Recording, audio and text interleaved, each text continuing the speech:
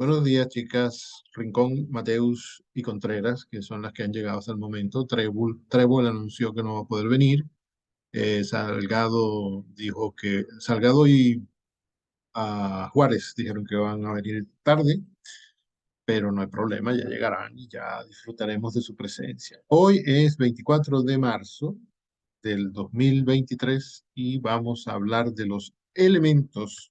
En teoría vamos a hablar de eso, de los elementos del teatro eh, al principio con un video preparado por la profesora Ahumada, eh, y luego vamos a hacer otra cosa.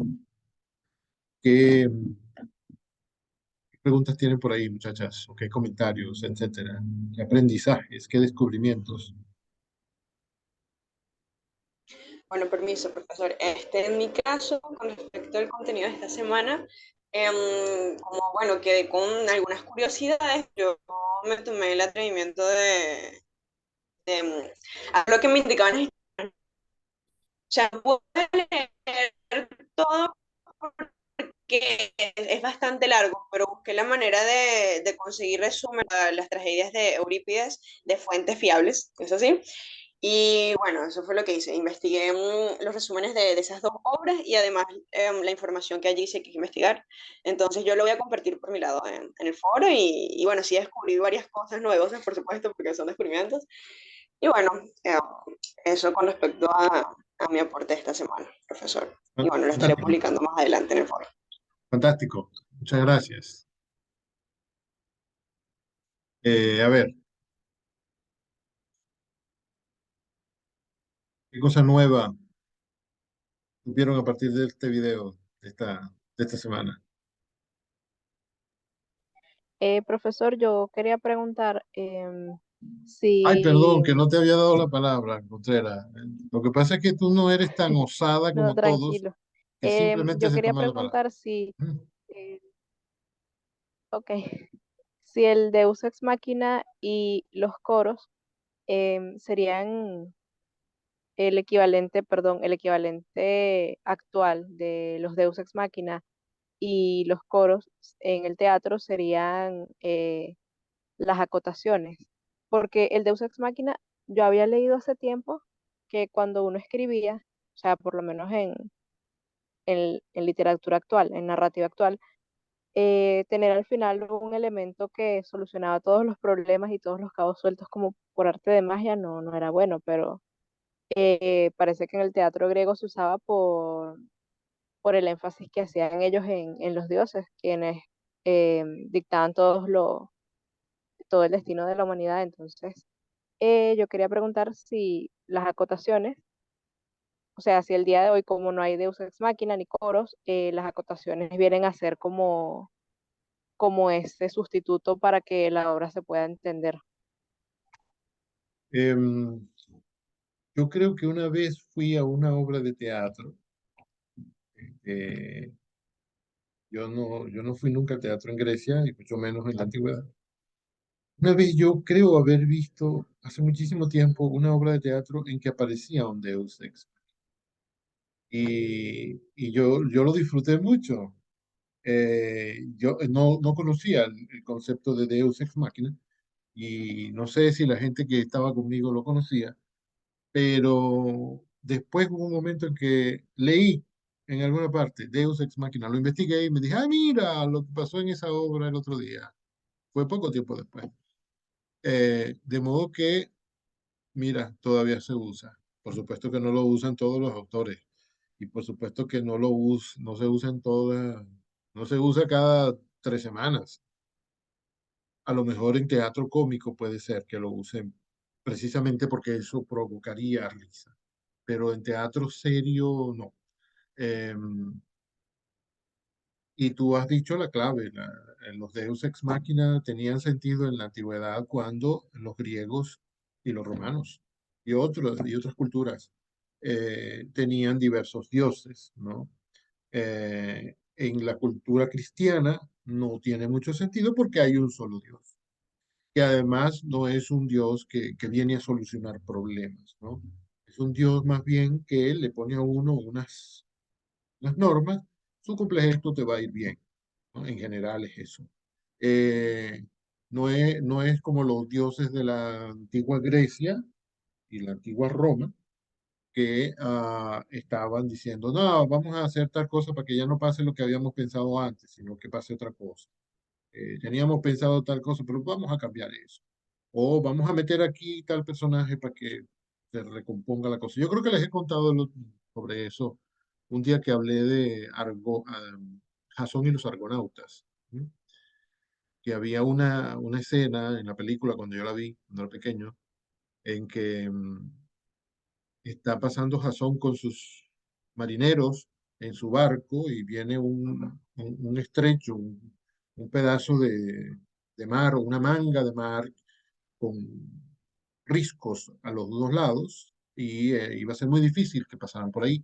Y entonces cortan y pasan una escena en el Olimpo en que está Zeus hablando con Hera, supongo yo, no sé, con otro dios, y le dice, ya hemos hecho pasar por muchos problemas a Jasón y a sus hombres. Vamos a quitar esto de aquí, lo ponemos más allá y que pueda pasar libremente.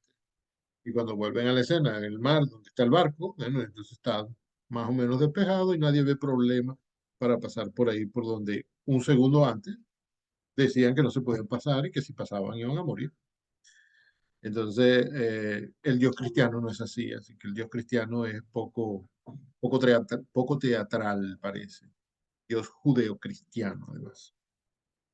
Y otra razón de que ya no aparezca mucho el Deus ex machina, digo yo, que no sé nada de eso, que este elemento, este recurso aparecía con frecuencia cuando las cosas en la obra se habían enredado tanto que solo mágicamente podía resolverse, ¿no? O que la solución podía ser de otra naturaleza, pero que tomaría mucho tiempo, que sería también compleja y otras razones, ¿no? Entonces, mira, vamos a resolver esto como lo resolverían los dioses, ¿no? Así de repente y milagrosamente. Ah, en la actualidad no parece que haya eso, no se use eso con frecuencia, aunque usted lo utiliza y casi es como como una innovación, como un gesto de originalidad. Y los coros, bueno, ya hace muchísimo tiempo que los coros no se usan, pero déjeme leer lo que dice aquí. Buenos días, profesor, gracias por permitirme entrar a su clase. Ay, se fue. Ay, no tienes que dar las gracias por eso, es tu clase también. Qué bueno poder estar aquí después de tanto tiempo. Sí, señor, muy bien, me alegra a mí también. Bienvenida, paisano, aunque quizá deba decirte paisana. Em, los coros y las acotaciones. Esto de las acotaciones es una cosa muy interesante porque relaciona el teatro con la narración, con la narrativa. La narración también. Solo que en el teatro las acotaciones suelen ser brevísimas, brevísimas. O- Cosa que también puede pasar en la narrativa, pero la narrativa puede ser totalmente narrativa, sin diálogo, con pocas descripciones y todo lo demás, mientras que el teatro, eso es lo que más escasea. Y escasea porque se supone que el texto va a cobrar vida cuando los actores lo representen y, y entonces no será necesario no será necesaria o muy necesaria la intervención del autor que podría actuar como narrador. Eh, y las acotaciones parece que la mayoría son más bien indicaciones para los actores, eh, porque en realidad el texto teatral ideal es el que uno va a presenciar en la sala de teatro. No lo puede leer, por supuesto, y en ese caso las acotaciones son muy útiles para imaginarse cómo habla, cómo se para, qué gestos hace, con qué volumen habla el personaje, pero bueno, no es lo principal que tiene, no es la principal misión del texto teatral ser leído, sino más bien ser representado, ser recitado, puesto en escena. y que si los coros, que si las acotaciones de la actualidad equivalen al coro, no lo sé con mucha certeza, sí, en principio sí, pero no lo sé con mucha certeza porque el otro día que Juan Carlos Arcos mencionó a los persas, que se dice, hasta donde se sabe, hasta donde está el estado de las investigaciones sobre la historia del teatro, en el momento, se cree que esa es la primera obra teatral que fue representada en la historia de la humanidad. Busqué esa obra, me puse a leerla, lamentablemente solo pude leer 2 paginitas, pero son 16, 17 páginas. Eh, o sea que les recomiendo que le echen un ojo porque no les va a tomar mucho tiempo leer la primera obra teatral escrita jamás. Eh, entonces estaba leyendo esta obra y me di cuenta de que tenían acotaciones, ¿no? Había coro y el coro intervenía mucho, pero también había algunas acotacioncillas, por ahí no eran muchas, pero sí había. Eh,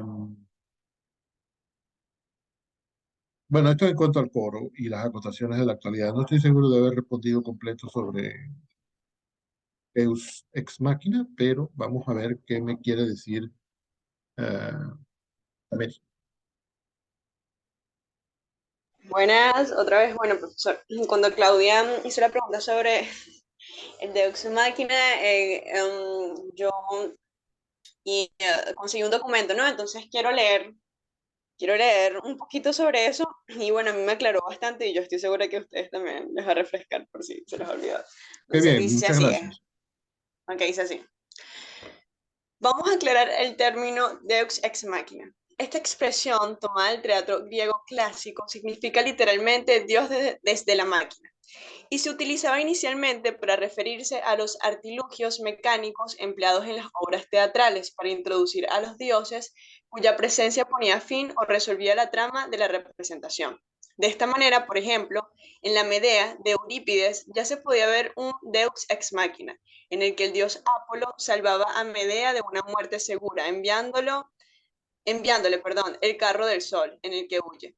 El término se ha seguido empleando a lo largo del tiempo, no solo en teatro, sino en las obras literarias, incluso en el mundo del cine, para referirse de manera metafórica al desenlace del conflicto en escena de una manera poco lógica y recurriendo a poderes superiores, entre comillas, cierre comillas, o soluciones inesperadas que resuelven la trama fácilmente de manera poco natural y externa a sí misma y al devenir de la propia obra o historia. Por tanto, se ha tendido a denostar el término y a señalar que el tipo de argumentos resueltos con un Deus ex machina están normalmente mal concluidos, tal como aseguran multitud de autores y en general la propia crítica actual cuando se hace uso o abuso de él.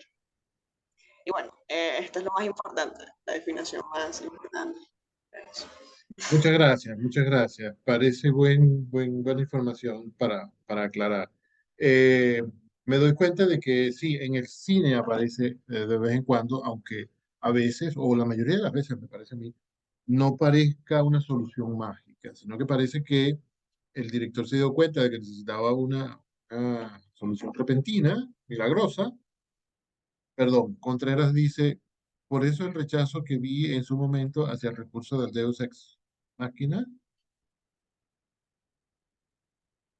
porque sobrepasa la lógica que crea el autor en su mundo posible. Claro, si no ha tenido el suficiente tiempo, la suficiente energía para detenerse a resolver esto de otra manera, entonces se puede interpretar como que, bueno, ahí hay una debilidad, ¿no? Que lo tuvo que resolver con un efecto mágico.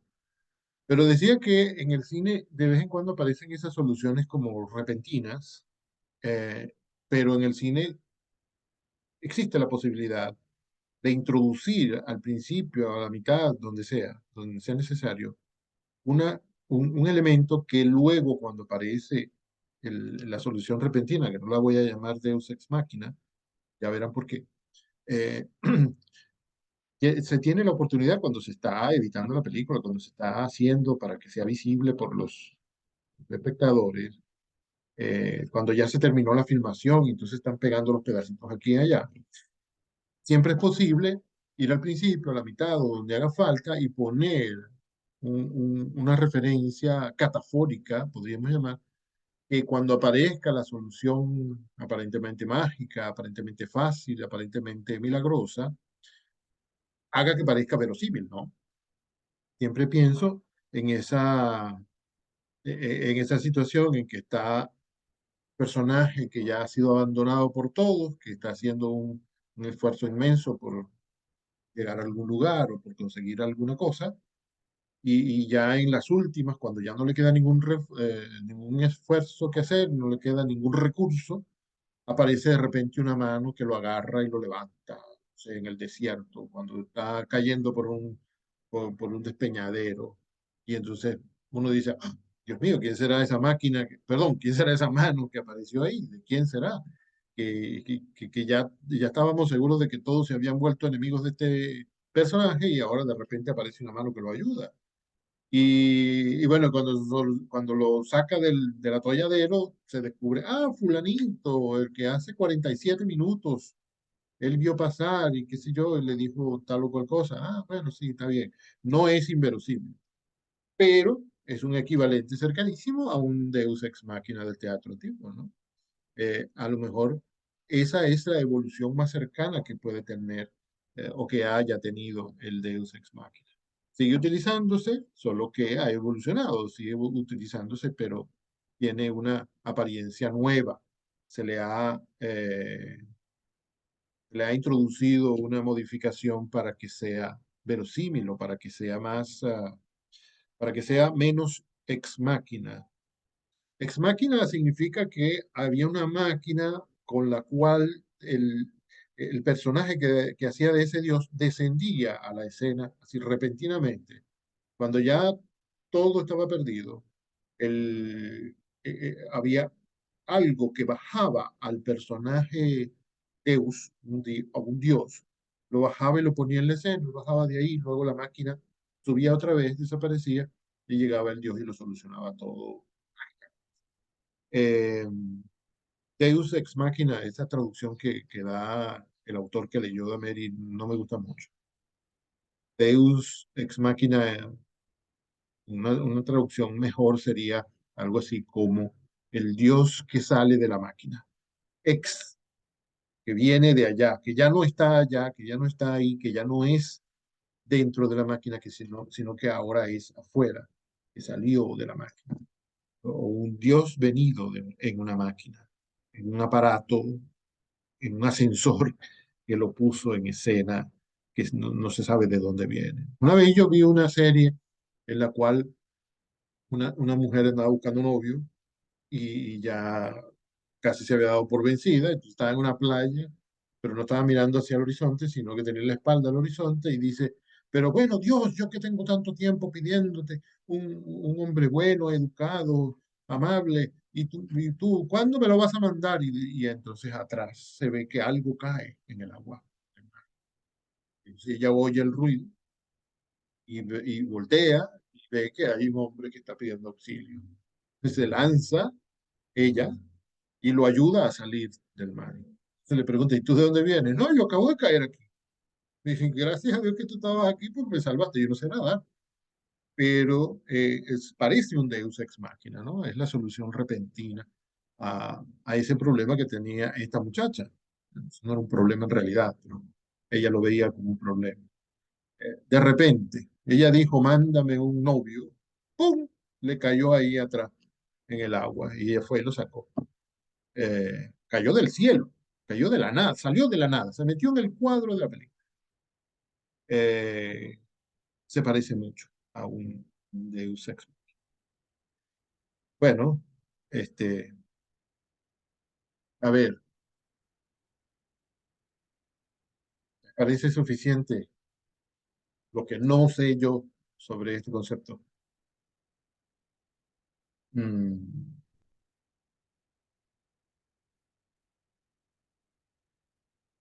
¿Qué más tienen por ahí?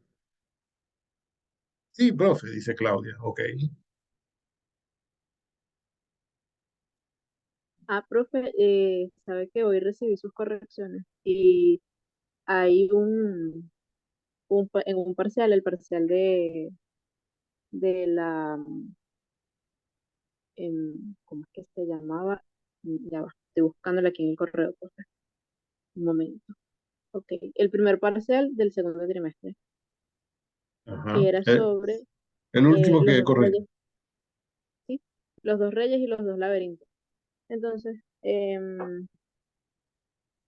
usted puso una acotación, tenemos que hablar otra vez sobre el Islam. Pregúntame, por favor, la próxima vez que nos reunamos. Muy bien, Entonces, no sé por qué, qué bueno pero que muchas me, gracias por sus correcciones, profe. Las tomaré en cuenta. a pesar de que me cuestan tanto, que me quitan tanto tiempo, a pesar de que sudo tanto, es un placer. Ya quisiera yo tener mucho tiempo para hacerlo, porque me parece que pueden ser muy útiles para los estudiantes. Pero bueno, el tiempo escasea siempre. A ver, qué bueno que te acuerdes de eso, porque yo lo puse precisamente porque yo sabía que no me iba a acordar. En varias oportunidades he querido hacer algo para acordarme de eso cuando esté con ustedes y nunca me acuerdo. Le puse eso a otros estudiantes que parece que no se han acordado. No es una acusación, es que les pasa lo mismo que a mí, ¿no? No se acordaron. Em, es que hubo un día en que estaba leyendo ese cuento de Borges y estaba hablando con ustedes también en el grupo de WhatsApp.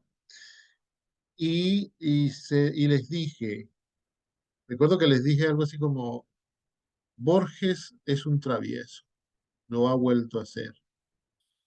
Yo me acordé porque lo acabo de ver, jajaja, no me tenga mucha fe, profe. Ay, claro que sí, que tengo fe. Está bien, bueno, muy bien. Esta oportunidad sucedió así y es bueno. Muchas gracias, Claudia.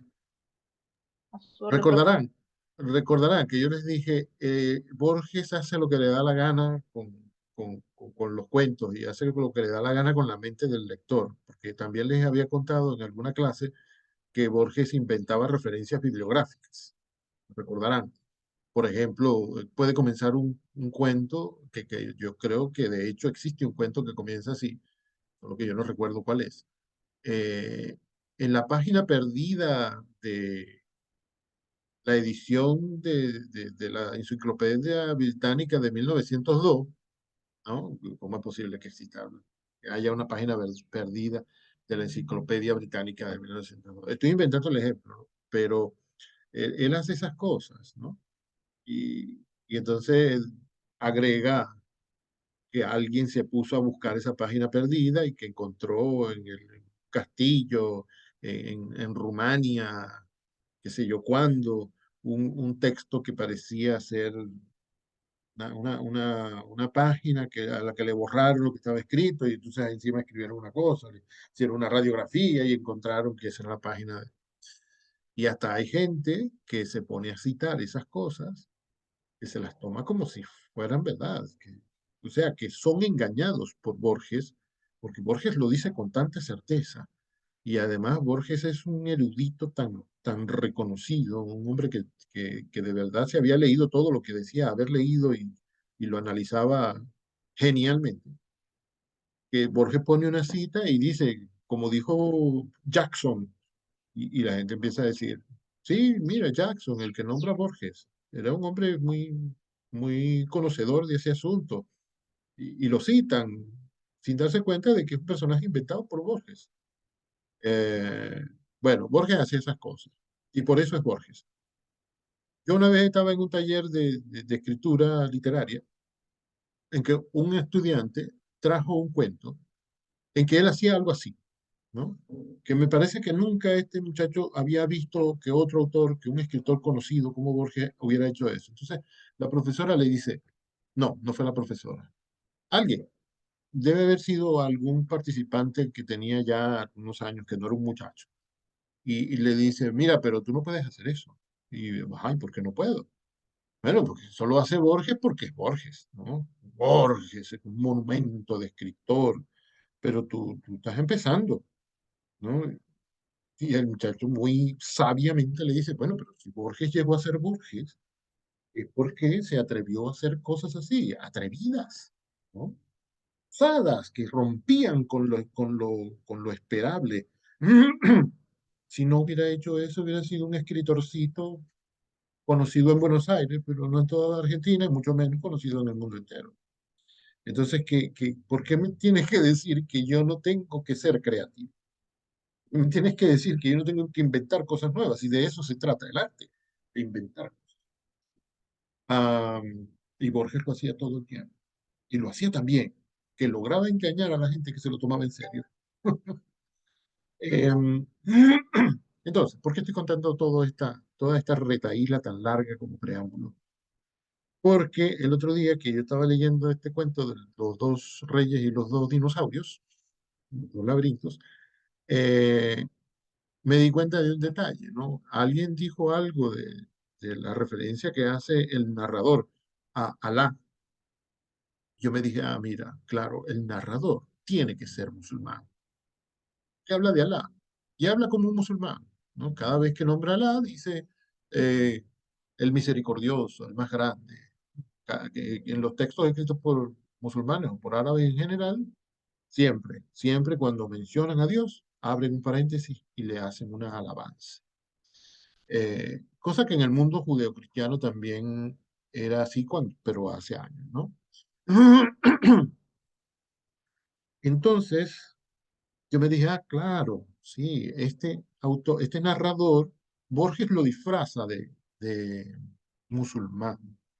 Es decir, el narrador está del lado del rey árabe y por tanto, de alguna manera se puede entender que está en contra del rey babilónico, que son los dos personajes, los dos reyes del cuento aquel. Eh, ese es un detalle interesante, ¿no? Eso nos puede permitir entender ciertas cosas que no entenderíamos si no nos diéramos cuenta de este detalle.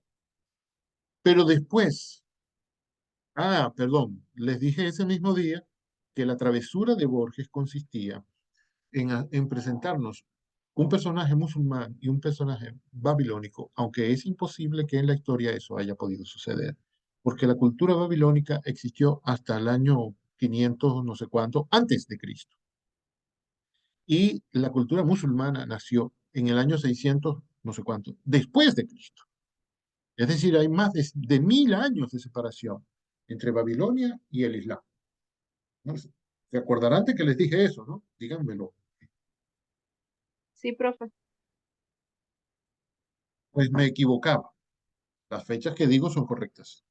Ciertamente, la religión del Islam, lo que llamamos los musulmanes ahora, que hace referencia a eh, una religión fundada por Mahoma, eh, existió, sí, a partir del siglo V, siglo VI, después de Cristo. Y la babilónica ya se extinguió definitivamente, tuvo un resurgimiento después de su auge, pero se extinguió definitivamente unos 500 años antes del nacimiento de Cristo. De modo que no era posible que tuvieran contacto. Pero, en realidad, este narrador del cuento no debe haber sido musulmán. Y Borges no debe haber tenido la intención, como yo creí, equivocadamente, de que fuera musulmán, solo que hablaba árabemente. Yo estaba confundiendo en ese momento lo musulmán con lo árabe, y no es exactísimamente lo mismo. El mundo árabe existió antes que el mundo musulmán. El mundo árabe existía porque existe Arabia y existen otros países.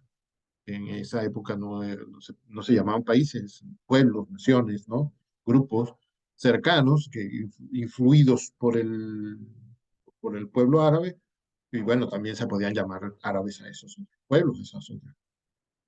Pero la palabra árabe hace referencia más bien a un gentilicio, ¿no? La gente de Arabia o de cerca de Arabia, o los árabes que viven en otro lugar que no es Arabia. Pero lo musulmán, la palabra musulmán hace referencia a una religión, ¿no? Se parece a lo que decimos siempre de la palabra hindú. Hay mucha gente que dice los hindúes son los ciudadanos de la India, no todos. En la India hay miles de religiones, incluso la cristiana y la judía y la musulmana. pero otra muy importante es la hindú. Y los hindúes son los practicantes del hinduismo. Los indios son los ciudadanos de ese país que se llama India, tengan la religión que tengan o que no tengan, no importa. Los ateos también son indios porque son ciudadanos. Entonces pasa eso con la palabra árabe y la palabra musulmana. El otro día yo me equivoqué al decirles eso, porque no existía el Islam todavía en la época de la que habla ese cuento, pero sí existía Arabia y existían los árabes y existía la cultura árabe, que no coincide siempre con la cultura musulmana, porque hay árabes que son cristianos, árabes que son hindúes, árabes que son ateos, y árabes que son de religiones nuevas, qué sé yo, ah, pero que no son musulmanes. Aunque por supuesto la mayoría son musulmanes, practican el Islam. Tenía que decir eso. Qué bueno que lo puedo decir ahora delante de varias de ustedes, porque el otro día lo dije en el grupo, ahora voy a intentar decirlo en el grupo también, si me acuerdo más tarde, que es un error grave. No, bueno, tan grave no, pero un tipo de mi edad no debería equivocarse en eso. Era eso, Tal vez ese fue otro truquito de Borges, porque indudablemente. si está narrando una persona que, como usted dice, es musulmán, porque nombra a No, Alá, es árabe. pero es árabe. Pero el narrador a mí me parece que es más bien musulmán, y él narra el cuento, pero de alguien que, el rey de Arabia, que sí es árabe, no necesariamente musulmán. Ujú. Entonces, a lo mejor puede ser por eso la confusión. A Mira, lo pero mejor el sí, musulmán cuenta una historia anterior al Islam, y por sí, eso puede la ser teo- por eso. y la teoría, sí, tienes razón. Lo pensé antes de que lo dijeras, pero qué bueno que lo dijiste, porque mira, la teoría de Genet nos puede ayudar con eso. Es una historia, una narración ulterior. Es contada después de que ya sucedió. Es decir, que ese narrador evidentemente es árabe, pero puede ser un árabe que nació después del Islam. Sí, 1000 años después. Tienes razón. El narrador sí puede ser árabe. Perdón, sí puede ser musulmán. No es seguro,